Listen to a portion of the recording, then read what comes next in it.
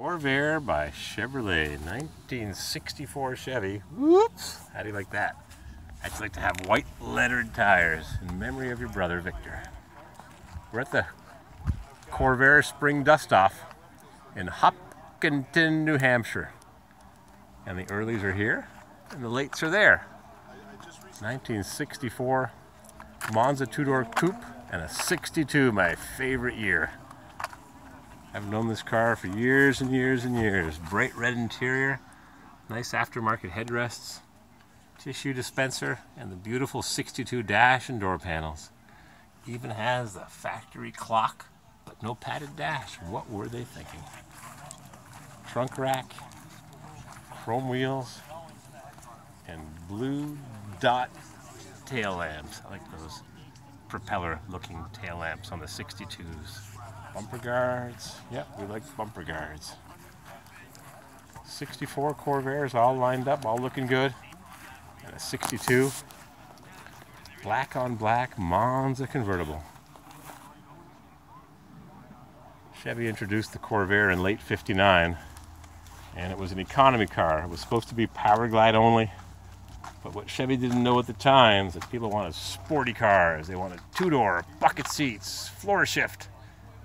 And when GM finally figured it out, several months later, sales took off, and the Spider was introduced for the 62 model year, and the convertible. And most Spiders had 4 speeds, some had 3 speeds, but not too many. 1964.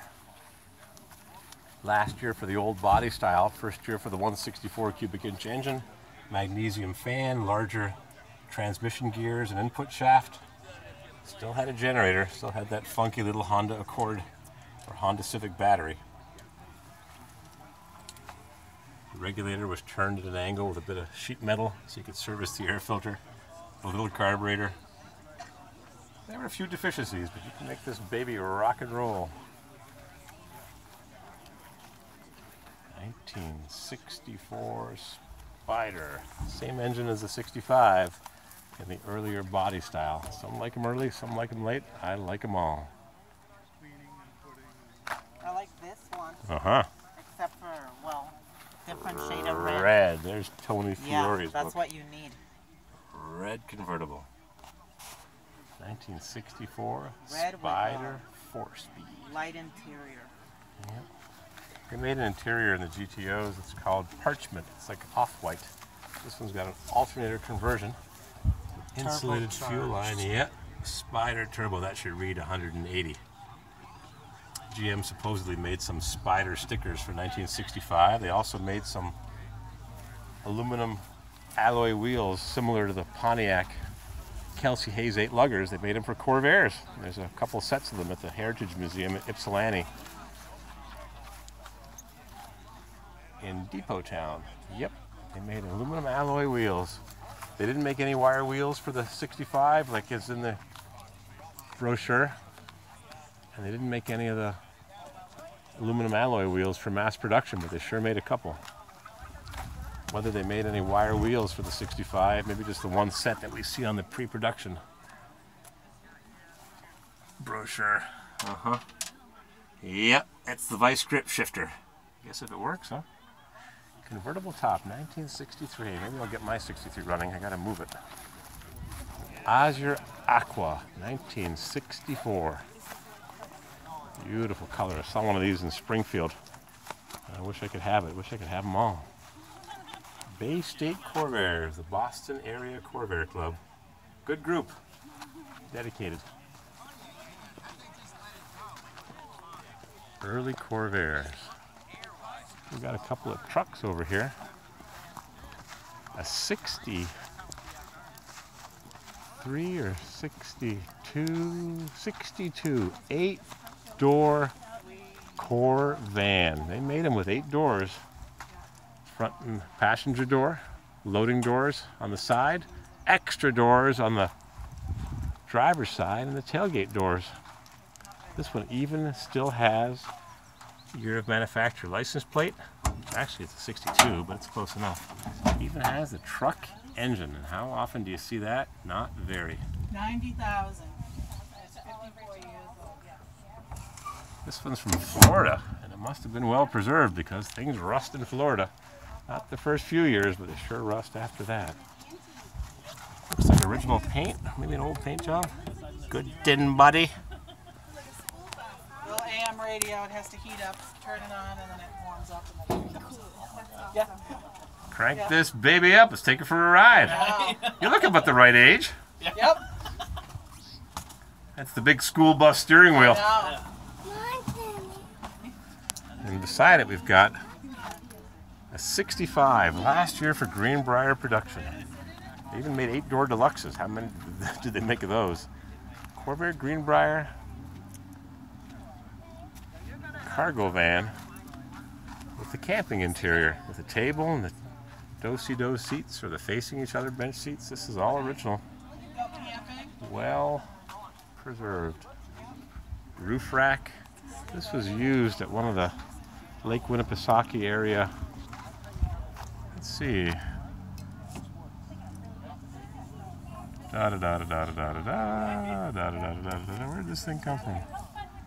Factory options include chrome bumpers, roof rack, picnic table, automatic transmission, and a larger engine.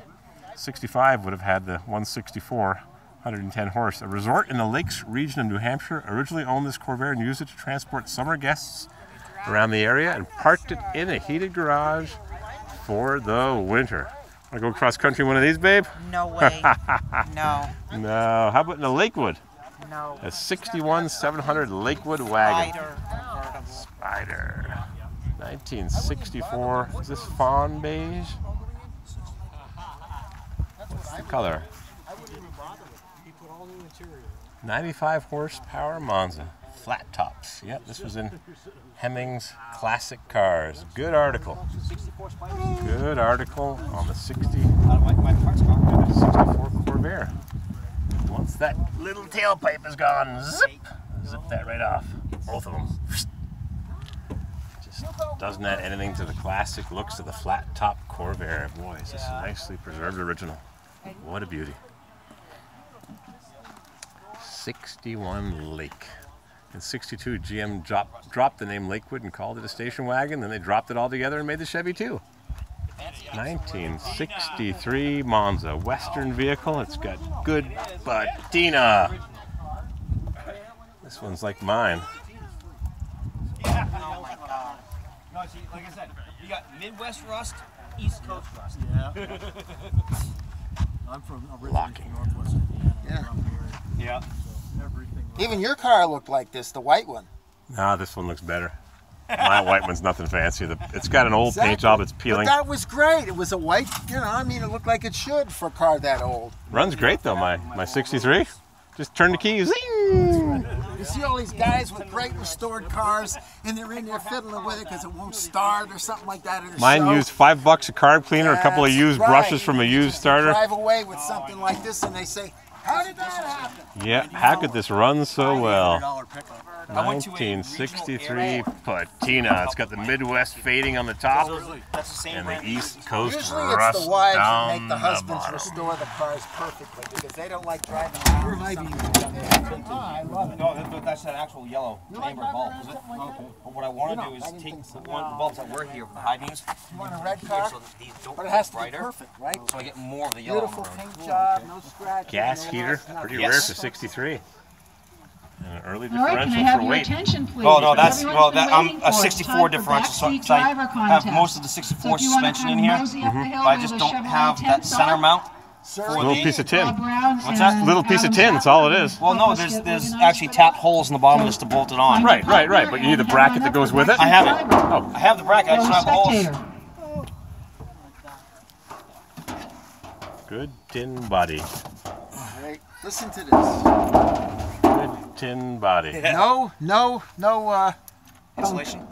thunk. Let's no send it nothing. off to China. It'll come back as a hammer or a lawn chair. Budweiser can. Yep. It'll come back as a hammer or a very thin hammer Yeah. and a very thin tin can. 1965. Back to the late models on this side. Here's a low mileage, 12,000 miles, 65. It was driven for 6 months when it was brand new and parked for many, many years And here's a picture of it on the cover of the Corsa Communique in 1993, which is, what, 24 years ago? It had 6,000 miles at the time. It was driven for 6 years and parked. And it hasn't had too many more miles. It's got 12,863 miles now. It's got a beautiful paint job, and it's got an aftermarket radio, because this car may have been ordered with no radio. Not radio delete, just wasn't ordered with a radio. So the dealer would throw a radio in it because they've got them cheaper from the aftermarket, like Motorola or wherever they got their radios from. And someone put a power antenna in on the driver's side. It would normally be on the passenger side if it had a rear antenna, but the dealer wanted to doll it up for whatever reason. This is a beauty. I've seen this car many times at Clark's at the dust off.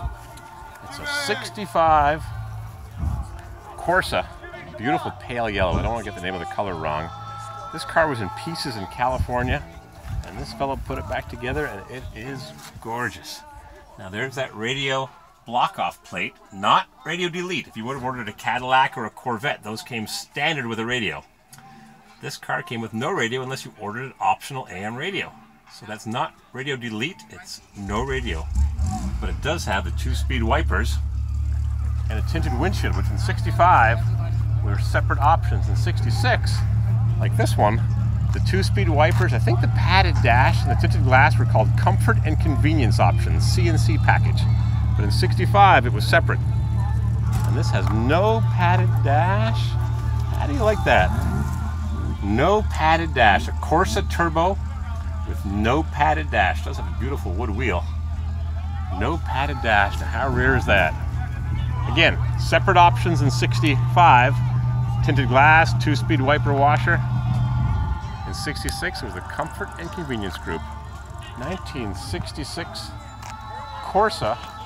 If memory serves me correct, this is a factory air car with an AM/FM and a multiplex and a remote control mirror on the driver's side, loaded with options.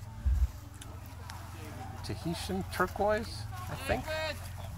It's got the much smaller capacity air conditioning compressor with a larger belt to slow it down, just like on the high horsepower cars like a Ram Air GTO or maybe a GS Stage 1. Some of them could have had air conditioning, believe it or not. Ultra high performance engine, they just put a larger pulley on to slow down the compressor. So when you're revving it at whatever, 9,000 RPM. Yeah. Sometimes you couldn't get air in the high performance cars, but some of them you could. Like a Corvette 327, 365 horse, solid lifter. Could have had it with air conditioning. Hard to believe, huh? There they go. That car used to have some great patina. Now it's all shiny, looking good. That gentleman used to own that camper-equipped Greenbrier. What else we got here? Another 65. Two-door hardtop with sport mirrors from a Camaro or a Grand Prix. Very original 65 Monza. Two 65 Monzas and a 66 and a 65 and a 66. 65, 66, 66, 65, 66, 65, 65, 65. And another 65. Wow, well represented in the 65, 66 modeling year. 67 was the year GM would have stopped production. But Ralph Nader, nah, we got to keep making Corvair. If you don't believe that guy Ralph, he's saying our cars are unsafe, and they weren't. But people thought they were. Chevy rally wheels, 15-inch. Probably reproductions. New style, real nice. I like those pie plate center caps, not the big top hat ones. They even make a smaller version of the top hat. These are from a 67. Some would have said Chevrolet Motor Division. Buick even had a version of it with the Skylark in the middle. Some would have said disc brakes, if so equipped in 67, which was the first year for disc brakes on a GM car. 4-piston calipers like in a Corvette. 65. Monza with telescopic steering and an original upholstery from the factory. 35,000 mile car. Telescopic steering, AM/FM radio, and a power glide. Reliable, simple power glide transmission. Boring, but reliable and simple. This has got a 12-plate oil cooler, which only would have appeared in a Corsa 140 or a Corsa 180 or a 64 Spider or a 64 car with air, if I'm getting my facts right. Now, if this was my car, I'd have the end plates on it. That one's easy to install, but the inside one, you have to take the oil cooler off to put the inside plate that stops the air, the hot air that's being exhausted from the engine from being recirculated back inside.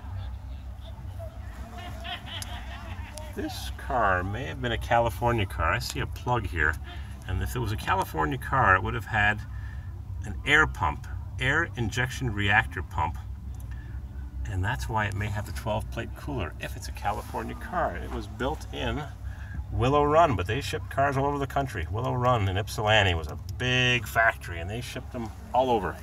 You'd think if it was a California car ordered for the California market with the mandatory emissions starting in '65, you'd think it would have been built in Los Angeles, LA car, but it's a Willow Run car, as are most of these. There might be a Canadian car in the mix, but I don't see one. I'm glad I made it here to the spring dust off. Couldn't bring a Corvair, we brought the Suburban, we got a diesel pickup to pick up.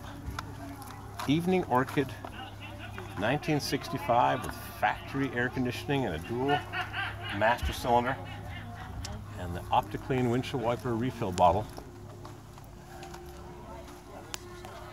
Now here's something interesting.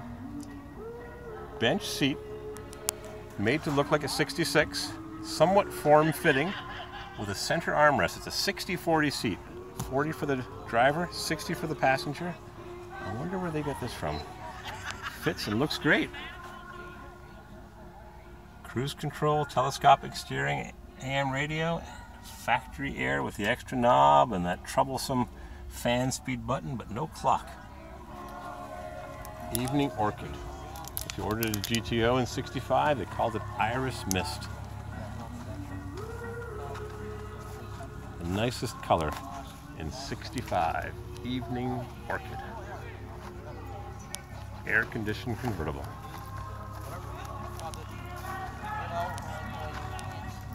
'66 Corsa. The last year for the turbo, the last year for the Corsa.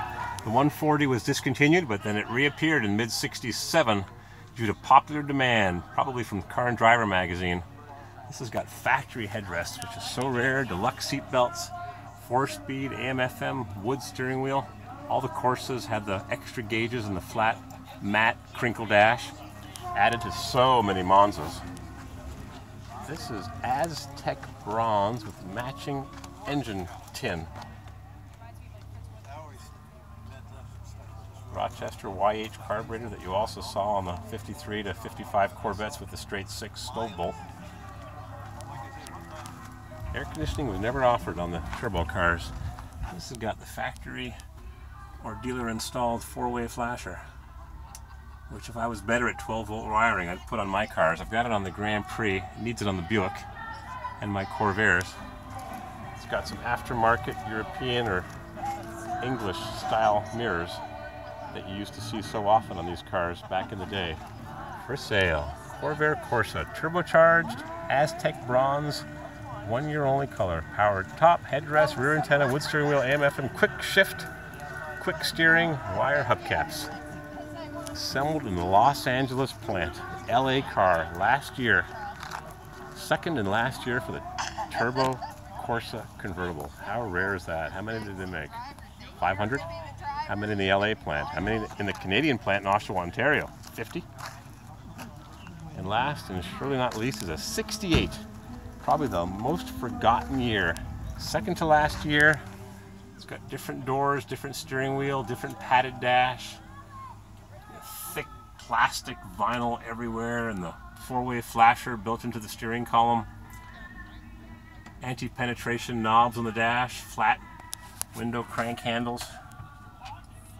Vinyl covered. Where are they? Yeah, a lot of changes for '67 and '68 and '69, of course, being the last year of Corvair production with 6,000 made. The last one's gone. The Aztec bronze one gone. That's our beautiful Corvairs at the wonderful show in Hoptkinton, New Hampshire.